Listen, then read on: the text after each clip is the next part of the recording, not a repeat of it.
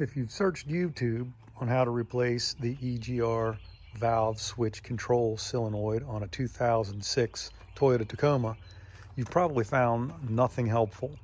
And if you go to your local auto parts stores, you'll probably also notice that nobody has that part.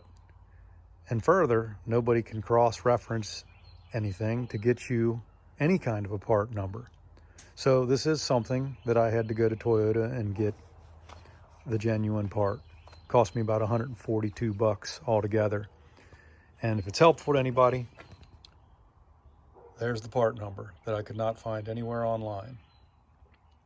In terms of replacing it, very easy. Walk around the passenger side and it's right there. Unplug it. There's two vacuum tubes that you'll also unplug, and you'll switch it out. And that's the old part for reference. Again, 2006 Toyota Tacoma. Good luck.